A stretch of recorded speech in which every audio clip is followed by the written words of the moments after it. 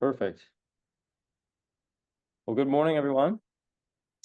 Are we ready on your side to get started? Yes. Okay, perfect. All right. Well, thank you everybody so much for coming in for such a special occasion. My name's Christian. I'm one of the organizers of the NeurEPS workshop and also of NeurEPS org generally in these different initiatives. And I just wanted to say a quick word here at the beginning about NeurEPS, which is that NeurEPS is really a group of scientists from around the world trying to bring attention to this problem of thinking about representations in brains and machines. And we're very fortunate to have had the space to create space around that conversation, both at NeurEPS, the workshop at NeurEPS, and coming up in Vancouver, but also here in things like these speaker series. So Baharia is a PhD postdoc from Caltech, who has been organizing much of the speaker series and has prepared us for today. So Baharia, if you want to take it away, go for it.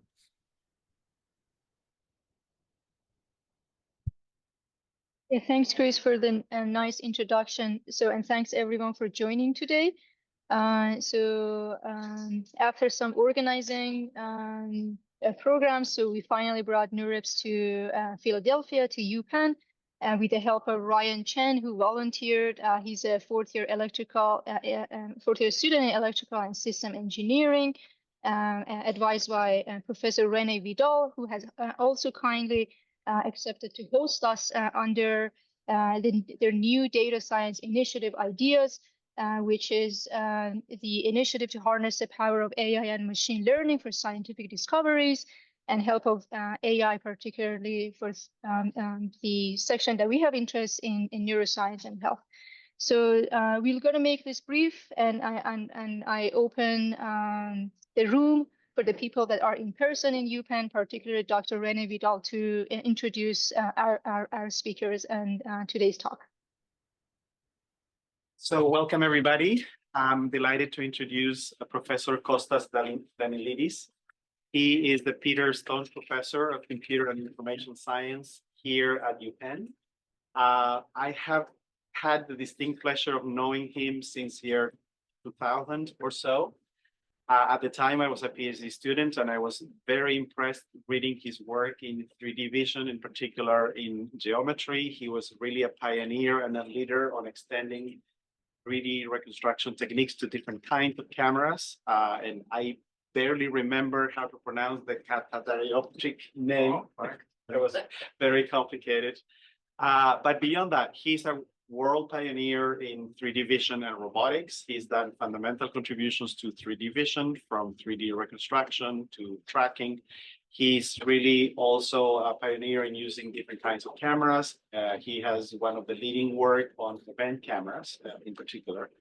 And for the last 7 years or so, he's been one of the leading figures in geometric deep learning and trying to use techniques from geometry to incorporate in the design of deep networks from a very principled manner. Big admirer of his work, always incredibly principled, but highly impactful as well in the real world. So we're really delighted to have him. Thank you very much. Very, very kind introduction. And thank you so much, Bahari and Christian, for organizing the global series. All right. And I would like also to comment that the symmetry representation workshop is really the most exciting workshop at NeurEPS. And we also learned today that one abstract and one full paper of us got accepted there. So we're very much looking forward. Today, we are going to present for the first time ever our new work on neural inertial odometry and how to solve it in what we call a sub-equivariant way. This is work by Rogina, Yinshuang, Daniel, and Ziyun, and Evangelos, and Yinshuang. I'm going to introduce her because she is my companion speaker today. So start the symmetry workshop, the representation workshop is really characterized by a very interdisciplinary audience and participants. Last time in addition to Brunolfshausen, Simon Shelley was there, and several people from the neuroscience community. So I'm always starting, and this is really not because of the workshop, but this is because it motivates our invariance and equivariance work. I'm always starting with this slide showing the two pathways, the where pathway and the what pathway.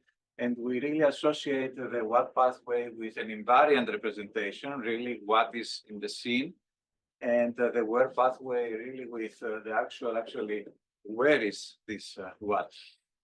And there is a lot of evidence from neuroscience that biological brains are really equivariant. This is from fundamental work from Logothetis and Tommy Poggio. Actually, this is from the 80s, where they presented monkeys with paper clips. Paper clips do not suffer from occlusion for the 3D in the 3D problem. And they realized that every neuron is really selective with respect to the view. So if you take these neurons and concatenate them as a vector, this becomes an equivariant representation of three-dimensional rotations. So in the concept of machine learning, we have invariant tasks where we want the same label to be the result of for example, a classification task, whether independent of a transformation, in this case, for example, a reflection. And we call an equivariant task when the result of the prediction really follows the transformation. And in the equivariance definition, this results to this commutation between the actual task, in this case segmentation, and the actual group transformation.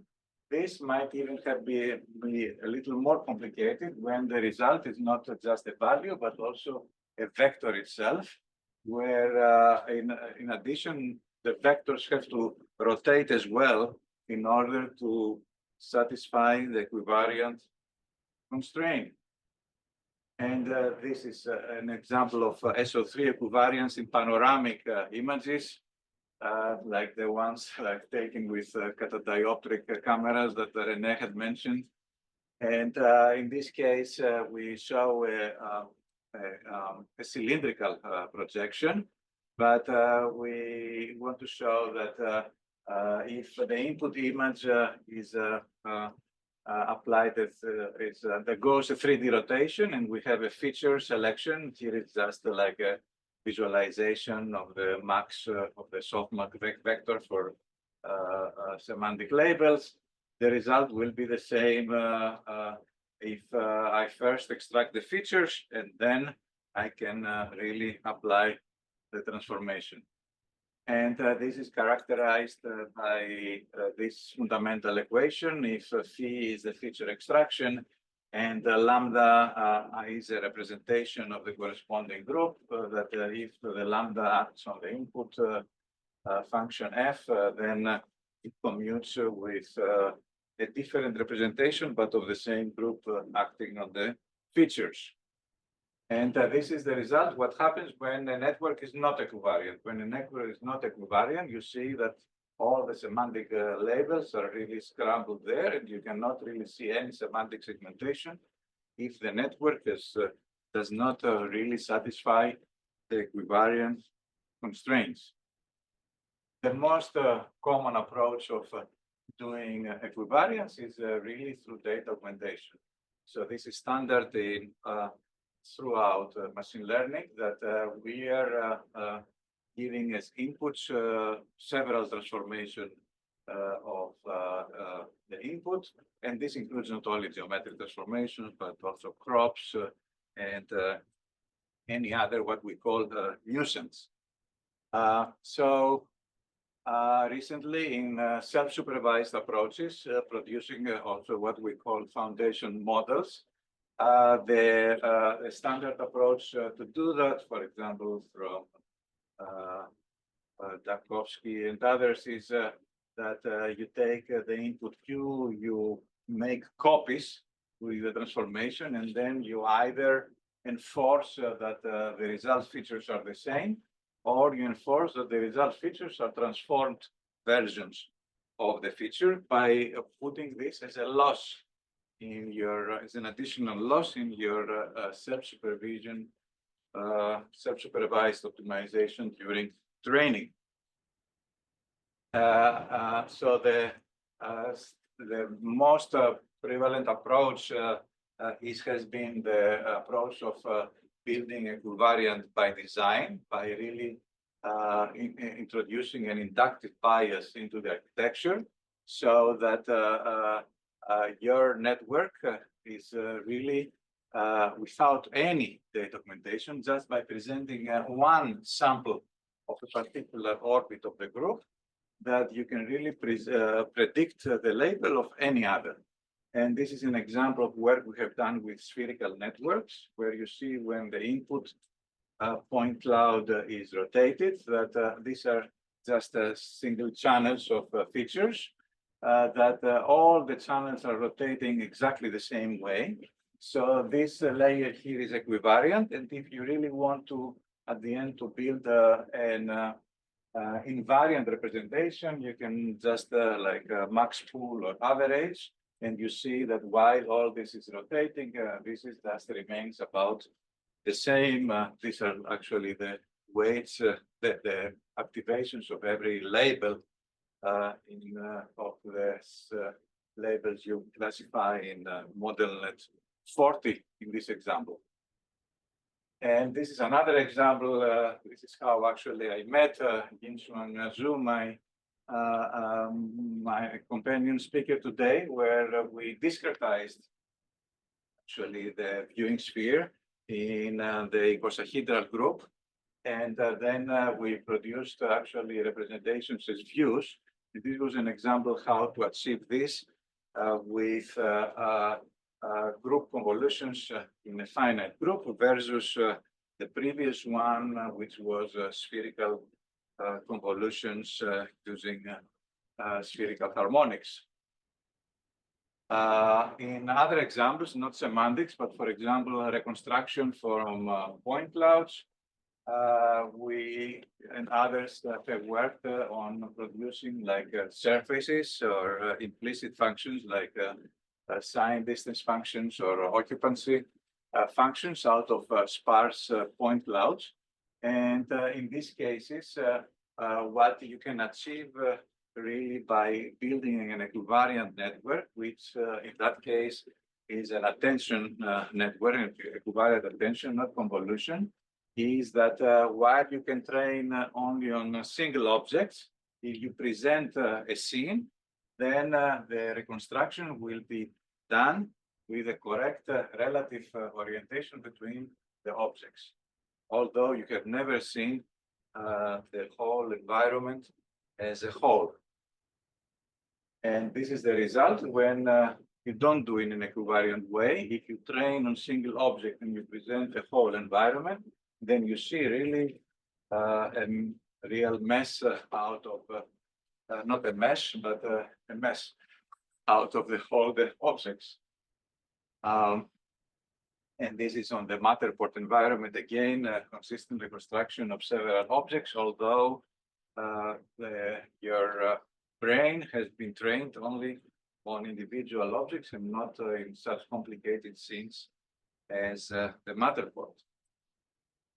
So we have talked about equivariance by data augmentation. We have talked about equivariance by enforcing it through a loss. And we have talked also by equivariance by design. This is what most of us have been doing. But there is also an approach with a very, very long history. And this is probably the most plausible approach. If somebody would ask, if you would ask somebody how would you achieve invariance or equivariance, probably they would come up with something like this. This is, for example, and this is the approach by canonicalization. This is an example of the shift operator. So in the shift operator, you have for every neighborhood, you have a histogram of rotations. And then you have a response to different scales. And then you choose the maximum rotation response and the maximum scale response. and you canonicalize every neighborhood here to one canonical orientation and scale. Everything becomes 16 by 16 pixels. This is one of the most successful, I mean, before deep learning was the most successful local representation of images. And this is really an equivariance and at the end invariance by canonicalization. In deep learning, very early, we had the special transformer networks, which were networks which, when you would input an image, they would detect actually a transformation. It is not necessarily a symmetry, right? It was just one transformation with respect to some imaginary canonical pose. And then the original image would be warped with this transformation. And then the result, the corresponding result would become invariant to this transformation. And my group have used it as a tool when we wanted to achieve scale, rotation, and translation invariance. And there is no way to construct a network doing convolutions where we're going to achieve all three. At that time it was. Right now, actually, there are scale roto translation networks. But in that time, we applied canonical coordinates to like log polar coordinates in order to find the rotation translation, but rotation and scaling. But for the translation, we learned with a network the position of the object, which is like the canonical position. So a network gave here really the subgroup of translation as a canonical, where we shifted then this to the center in order to apply a log polar transformation. There is also a variance canonicalization by point clouds. And here I'm going to start and give you some input. Usually one would imagine that the canonical pose would be something like this, like a mental canonical pose with your brain test. And there are approaches where a canonical pose like this, like the upright pose on a glass, it can be found by heuristics, for example, by finding the moments of inertia through a PCA.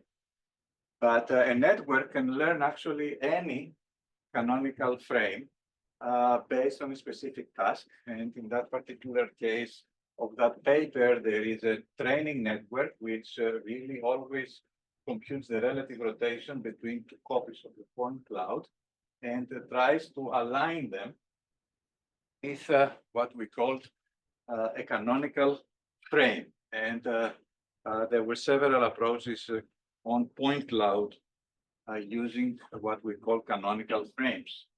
Another approach came from like statistical learning theory on how to choose a representative of an equivariance relation.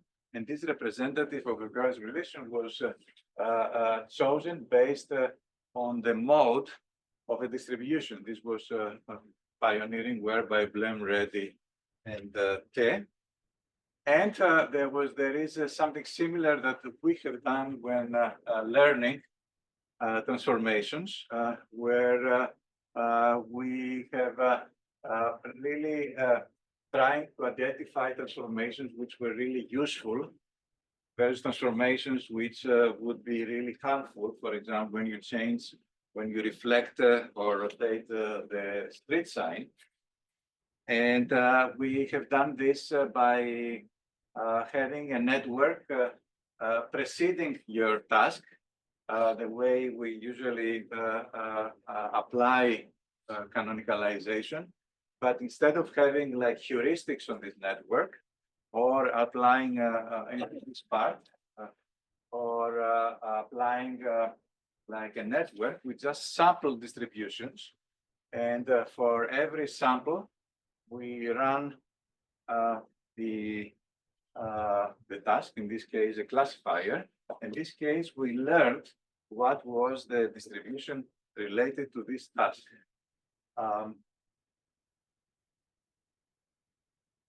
let me get to the formal definition of what is a canonicalization. This is beautifully given by the Kaba et al. Paper about learning canonicalization functions. So we have canonicalization through some heuristic. This can be like moment of inertia, what everybody imagines as canonical position of a cup. One can have canonicalization through some sampling, and we have canonicalization through a network. A network itself learns what is a canonical frame. So the output of this is some representation of the particular group. And this representation is applied then in the input, and this goes into your task. This task, in our case, it will be like computation of pose for odometry. In other cases, can be point cloud classification or reconstruction. And this goes into the input. And then we warp it again at the end in order to get the result. Okay, so that this multiplication with this representation, which is really this representation on the output of F. That's why we put a prime there. This is really the warping of the output, which is in the canonical pose to the original pose. And in this formula, actually, Yinshuang will show you why such a network, in really will prove why such a network is equivariant. And this is really like the canonical way to do that. And this is like through an augmentation and sampling. And this is what we call equivariance by design. And today, we're not going to talk about classification or reconstruction. We're going to talk actually about integration of acceleration measurements. Something very new and extremely useful these days in a lot of tasks, from your cell phone up to robots and drones. In acceleration measurements, we're given always an angular velocity and an acceleration, and we try to compute the state, which is really your full rotation, the position and the velocity, including the biases, which are varying a long time, the biases in the gyro and your accelerometer. And out of individual omegas and a's, you try to always find the full pretty much rotation and pose. This neural integration is suffers from, it is a second order problem. And also it always includes the gravity. So if you look at an accelerometer here, for example, when the accelerometer is standing, for example, somewhere stationary, it always measures an acceleration up. When it is falling, because it is held by springs here, when it is falling, it doesn't measure any acceleration. So you always have to include the gravity in order really to reflect the actual motion. So gravity is there, and in this sense, we're going to see that we cannot have transformations of the whole SO3, because gravity has to stay as gravity in the physical constraints. That's why we're going to take the sub-equivariant approach. So because this integration from acceleration, like a second derivative to the pose, to the double integration, all its approaches suffer from serious drift. And in order to alleviate this drift, we try to predict with a network a displacement and its covariance, which is another thing where integration and Kalman filter approach suffer, that they don't have the well-calibrated estimate of the certainty that they use. And so the question that Yinshuang will answer during the next half an hour is really how a neural network can predict the displacement. And this displacement will really minimize the drift effectively that is you see in any inertial integration. And how can we do it in an equivariant way? So that through canonicalization.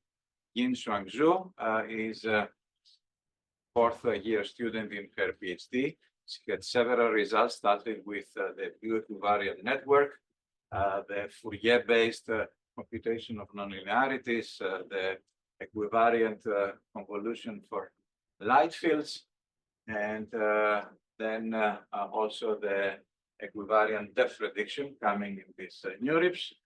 And she's going to present the inertial measurement. Let me swiftly switch between share windows. Dr. Professor, today I will introduce our works that we learned neural-inertial odometry. Let us first have a brief view of the TOIO, which is an important baseline our work of this on. So this work actually they used they mitigate the drift in the neural integration by learning a statistical prior from the neural network. So here is the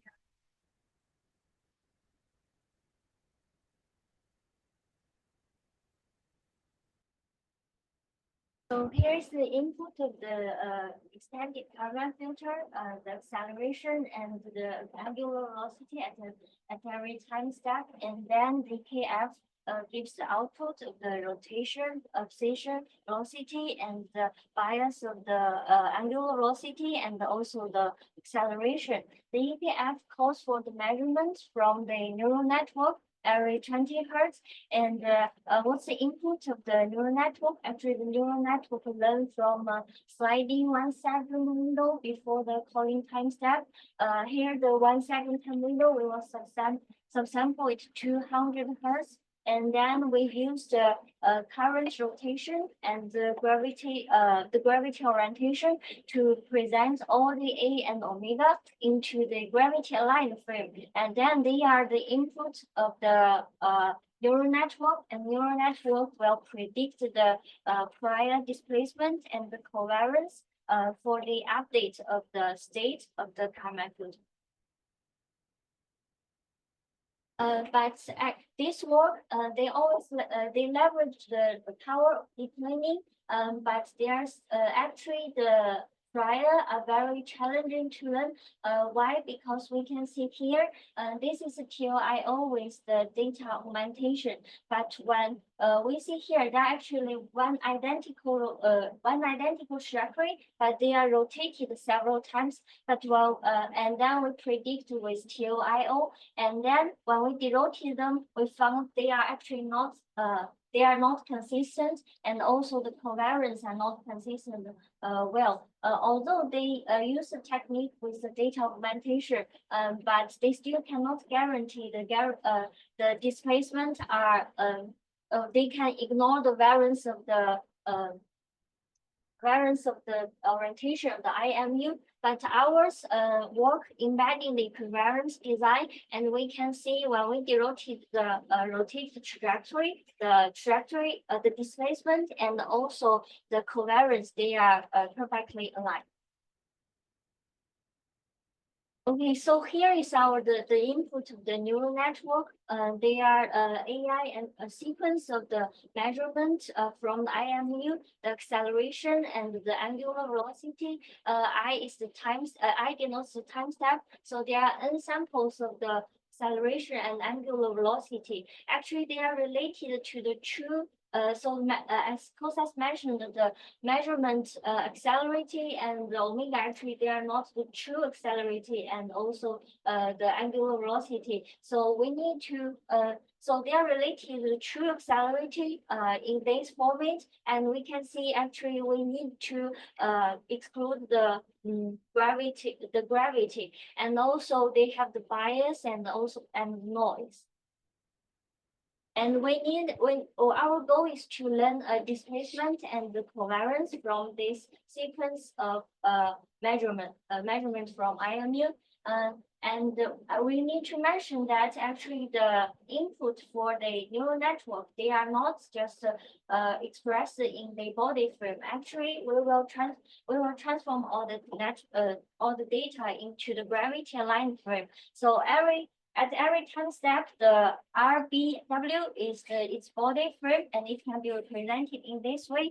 And actually, what we use is the gravity aligned frame at the every starting time of the time window. So it's RZ gamma 1, and then all the acceleration and also the angular velocity can be transformed in this way. Then we can express it into gravity line. Okay, with the gravity line frame denoted as the chart red and the green, and then we show a reference trajectory here, and the gravity line frame are at every starting time of every time window. And then we show that I need to mention that this trajectory, although this seems 2D actually, but it's because of we see it from the direction of the gravity. Actually, they are 3D trajectories. And now we rotate this trajectory and reflect this trajectory with which transformation? Transformation from OG3 or SOG3. These are transformations that leave the gravity axis unchanged. So actually, we can see this actually they are identical trajectory. They are just rotated or reflected. So therefore, the acceleration and the angular velocity, when they represented this fixed time and this frame or this frame, they are just differentiated by a rotation or reflection. So here comes our goal. We want to achieve sub-equivariance. That means equivariance with respect to the group, the transformation from the OG3 or SOG3. That means when the acceleration or the angular velocity, they are reflected or rotated, we want the predicted displacement will go through the same transformation. So how do we do that? So here comes to the canonical frame. And so if we predict a canonical frame, where they, as shown in the figure, the yellow and the red one, if we predict such a canonical frame, we can achieve such generalization across the different transformation. Why? Because we can see if we use this canonical frame, the angular velocity and the accelerator, actually they are exactly same in this frame, and this frame. So here's our whole pipeline is that we first use a network to predict a canonical frame F, which is in OG3.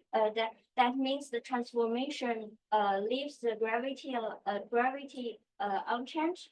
And then we use such canonical frame first. So we transform the X, the input, into the canonical frame, and then we use a network to predict the prediction in the canonical frame. And actually, in this rotated and reflected trajectory, then the input will be the same, and they will predict exactly the same displacement and the same prediction.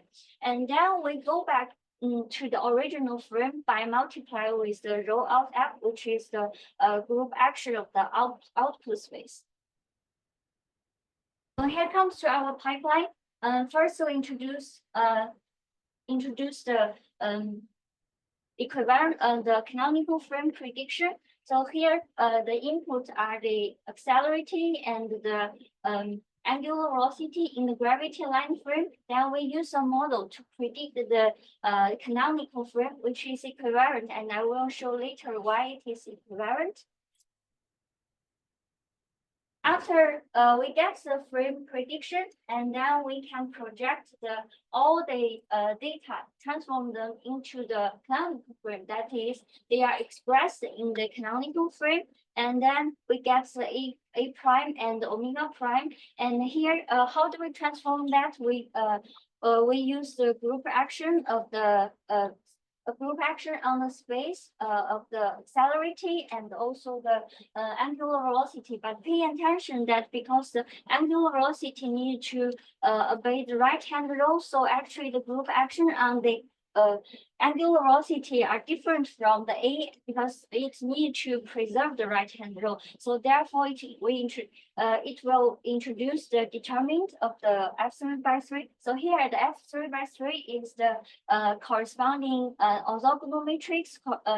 Orthogonal matrix corresponding to the canonical frame or corresponding to the element in the group F.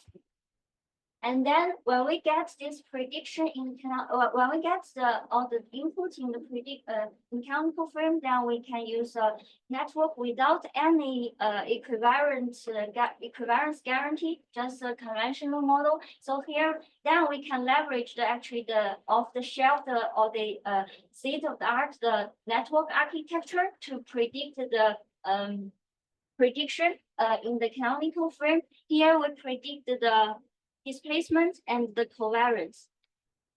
But we need to pay attention that actually we have some design of the covariance in the canonical frame. So here, our experiment shows that if if the sigma xz and sigma yz to be 0, it will can help the convergence of network and also help the stabilization. So here we just assume that is 0. That means the x and z, y and z are independent variable. And also we design the sigma prime, that's the covariance in the canonical frame, to be diagonal, which means actually on the xy plane, the covariance will will be like an unrotated ellipsoid, and I will show later why it is without any loss of generality by assuming that it is diagonal. And now we get the prediction in the canonical frame, and we can project it back to the original frame. That is, we multiply it with the roto representation of f, and pay attention that sigma will be transformed in this way. When we vectorize the sigma, then we have a group representation rho sigma of f on this vector of this canonical column of the covariance.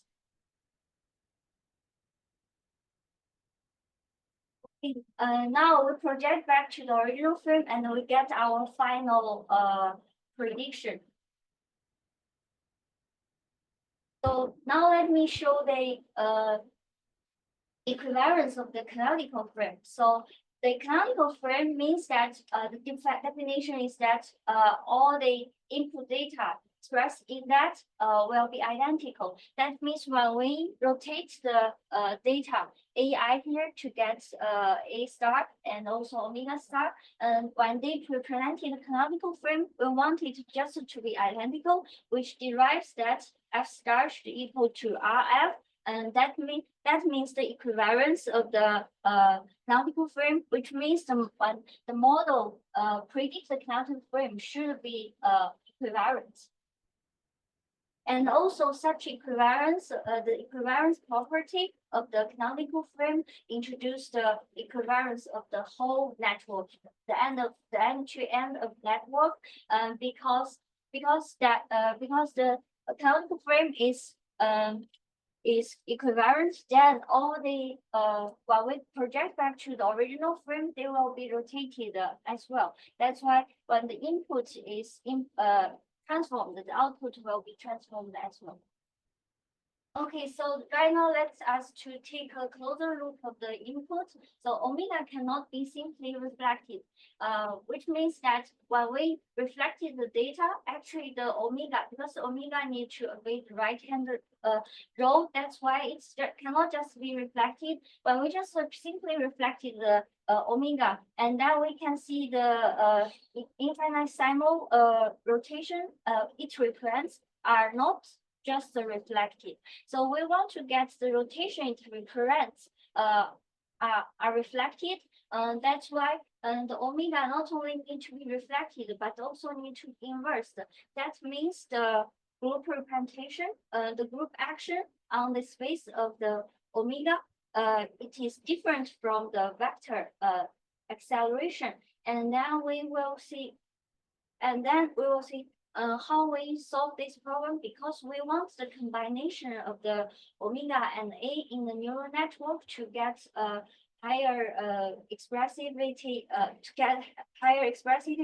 So how do we do that? So actually we propose a decomposition process for the omega. So we don't use this right-hand row, but a single vector to denote the rotation, but we decompose it to two vectors, v1 and v2, which are represented in this way.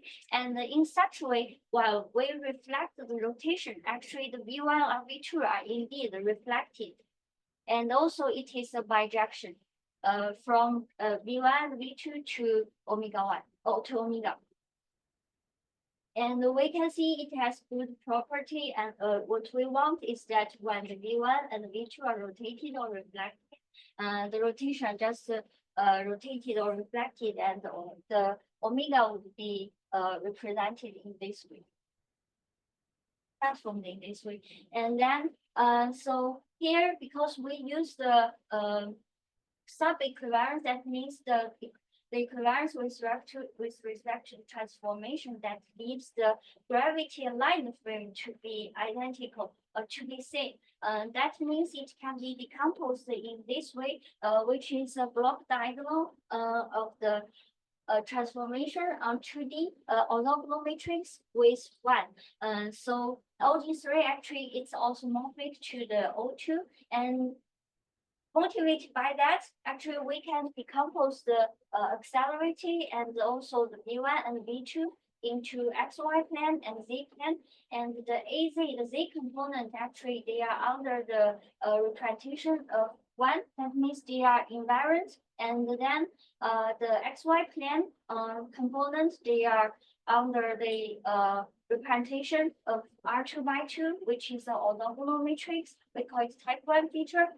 Equivariant type 1 feature, and also when we get the inner product of the xy plane components, we see they are also invariant to the transformation. That's why we also can call it invariant scalars. Therefore, our input, as we recall that our inputs are NMU measurements, AI omega I from T1 to Tn. And then we can decompose them to the invariant scalar features and the equivariant type 1 features. So the invariant scalar features will include the z component of the vector A and the v1 and v2, and also the inner product of the xy plane components. And then the equivariant type 1 feature include only the xy component of the A and omega. So here, the C0S can be because there are two Z component and 4 inner products, so there are 6. And C0B actually there are 2. There are 3. Therefore, the A and V1, V2's components. Okay, now let us come to how to find the equivariant linear. Yes. Before we continue, can I ask a question? It's the interval. You have a correction mechanism. Yeah. Find the interval, then you are. Show the first slide. Show the first slide. Yeah. One question. Yeah, The other that's a question. very significant question. How it is done? It's done over a sliding window. There. So the sliding window is 1 second of measurements. Okay.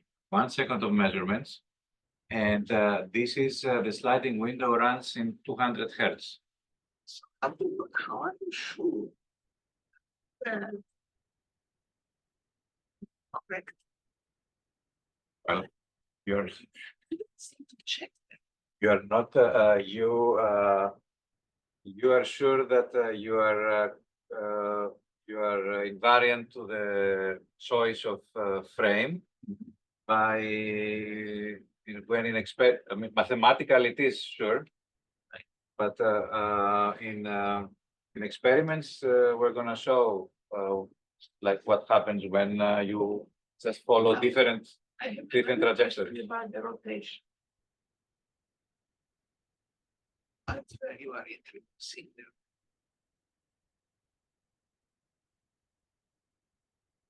maybe this one. Yes.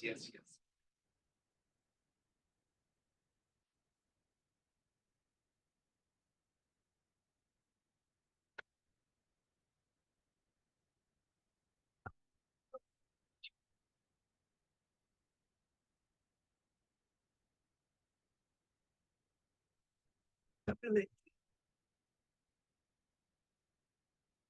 Yes.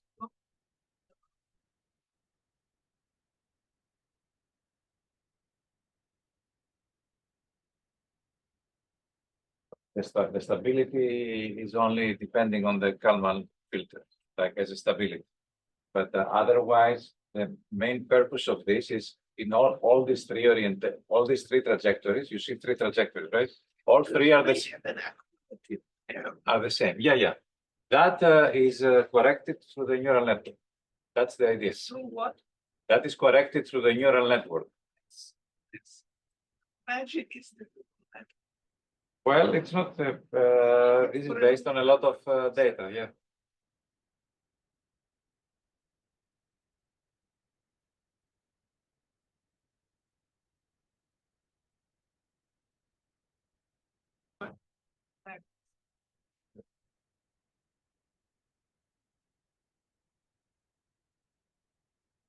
This Zhang Galia will explain it to us why omega cannot be reflected. No, you should explain it. So here, postal The omega. other thing happens with this one is that you are considering one degree of freedom. Degrees of freedom. Is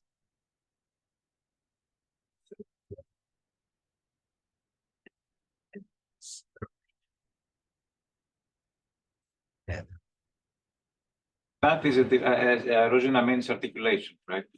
When you have an articulated body, that is an additional. I mean, that is only for one. yes, Yeah, that it really needs a different approach. If you have like the cross, if you have the product of all these groups. yes. Then explain more about the incorrect rotation. So actually what we want is that the rotation to reference to be reflected. So that's why actually when they are reflected, when the rotation reflected, when we use the right hand rule, actually the omega are not just reflected, but also inverse. If we just simply reflect it, actually the rotation equivalents are not just reflected, because they need to obey the right hand rule. Because the rotation integration is associated with the angle around the omega. With what? With the angle around the omega, right? Yeah. But as you know, that's always the sinus and cosinus give a lot of headaches. Oh, yeah. I have been through them many times. So this is very similar to what happens when you want to recover rotation from the exponential, that you have this problem of sign. Yeah, but Exactly. lost me on some notation. That's why I was dead when you asked me this. Can I ask you, what is the little W thing on the left of the rotation? What does that mean? Because you threw lots of things, psi, those things, and they don't know what they are. So no. You had a notation earlier. You had R and then decorated on the left with an upper and a lower index. The G, Yes, the right. subgroup, The subgroup. No, your rotation is with a decorated with some upper and lower index on the left. Oh, I see. Oh, yeah. What is that? I'm sorry. You mean here the No, before. R super W. Yes. Super on the left. If there's a super and a lower, but on the left of the R, yes. So what does that mean? Previous slides, there is a definition of the model. Yeah, but this goes, I mean, I'm an old man. I mean, I can't read so fast. Yes.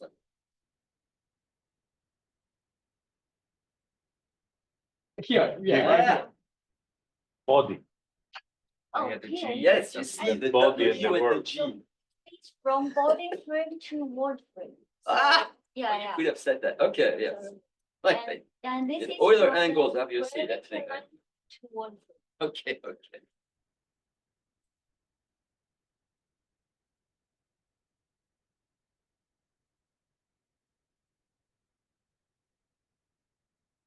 Now, how do we find the equivalent linear weights?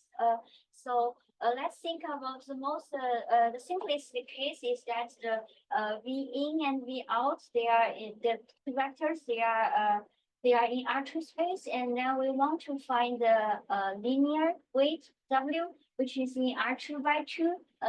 And then what the property we want is that it can commute with the group representation. That means W R2 by 2 equal to R2 by 2 W.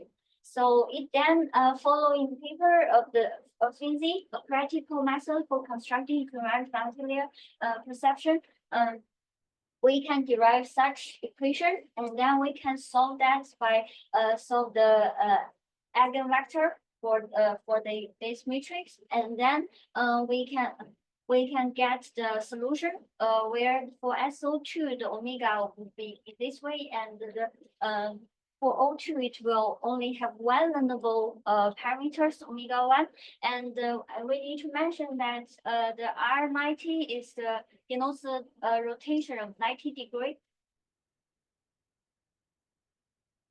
And here this figure shows the whole the linear layer of our equivalent linear layer, and then because our input actually they are multi-channel as we shown before, they are A and omega, and also in the inner product, also in the invariant scalar it has the inner product.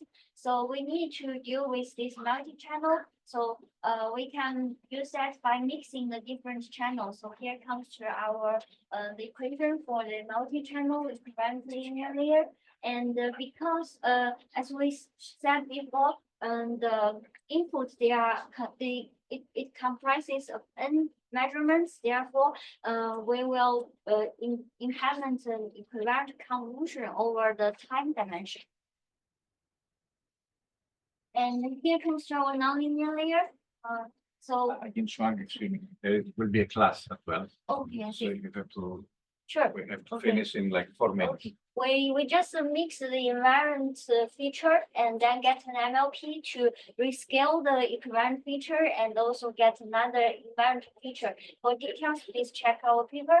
And then here's a experiment result for TOIO architecture. And then first we need to ask question whether the augmentation is needed. The answer is yes.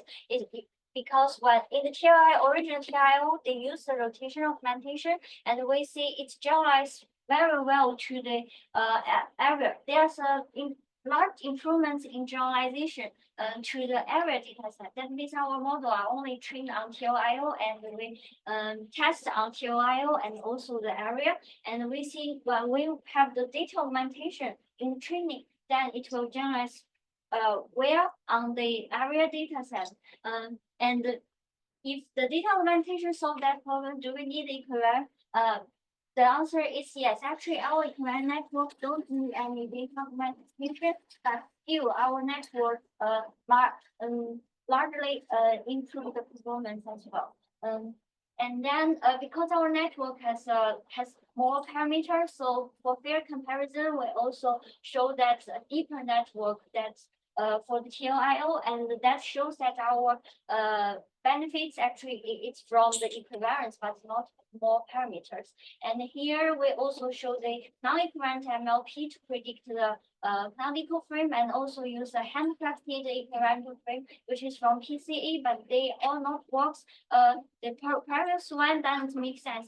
It's not a meaningful frame, and for PCA, it's very noisy due to the noise in the data, and also the ambiguity of the PCA algorithm. And then here comes our does fully equivalent architecture outperform achieve the same performance? The answer is no. But we think it's because the equivalent network is not very stable to train because of the algorithm of our nonlinearity, and also actually we found that if we conserve more invariant scalars in the network and deal with that, it will can can help the expressiveness of the network. And then also here, do we need the covariance? So we also show the other relation of the covariance with only circular covariance, and also the full covariance with Pearson parameterization, and our skill are better than yesterday. And we also check the do the sensitivity check to the gravity perturbation. When we have the perturbation in the training, our performance are truly stable during the inference. And here's the results. And also because our network, our model are generalizable, so we also can embed it with the other algorithm learning, which is a classic end-to-end prediction the deep learning method from the measurement to the 2D displacement. And here's our results. And if you want to have a detailed check, please check our paper. Thank you so much.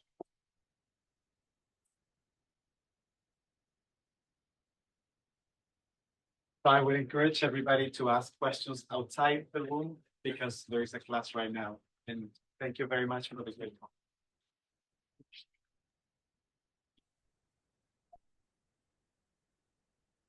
And thank you very much, and thanks for those that joined remotely with us today. So see you for our next speaker series.